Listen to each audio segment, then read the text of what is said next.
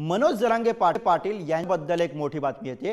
मनोज जरांगे आज पुणे कोर्टामध्ये हजर राहणार आहेत।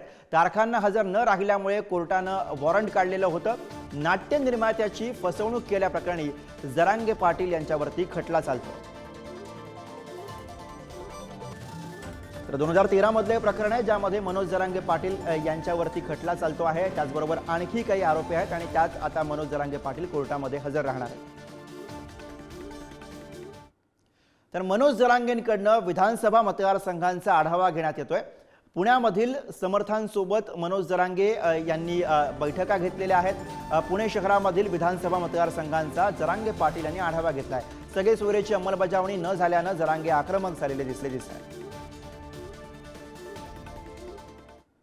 आणि याच विषयी आपण अधिक बोलूया। थेट पुण्यातून आपले प्रतिनिधी ज्ञानेश्वर चौतमल सध्या आपल्या सोबत आहेत। ज्ञानेश्वर, जरांगे पाटील सुद्धा विधानसभा निवडणुकीच्या तयारीला लागल्याचे दिसत आहेत।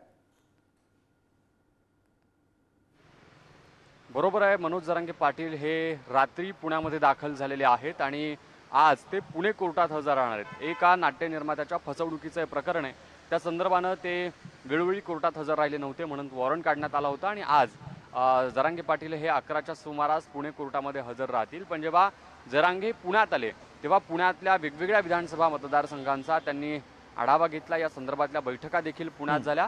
जरांगे समर्थकांनी पुणे शहरात, पुणे जिल्ह्यात कशी नेमकी परिस्थिती आहे याची माहिती जरांगेंना दिलेली आहे। अर्थातच विधानसभेसाठी मनोज जरांगेंनी जे रणशिंग फुंकलेलं आहे, सातत्यानं ती त्यांची जी भूमिका बोलून दाखवतात, त्याच संदर्भानं जेव्हा मनोज जरांगे पाटील पुण्यामध्ये आले होते, पुण्यामध्ये पोहोचले होते, तेव्हा त्यांच्या समर्थकांसोबत या संदर्भातली चर्चा झालेली आहे। अर्थात त्यांची जी रणनीती आहे ती ते पुढच्या महिन्याच्या सुरुवातीच्या टप्प्यात जाहीर करतील असं सतत सांगतात। मात्र या संदर्भातला जो आढावा घेण्याचं काम सुरू आहे ते मनोज जरांगे पाटलांच्या माध्यमातून सुरू झाल्याचं आपल्याला बघायला मिळतंय।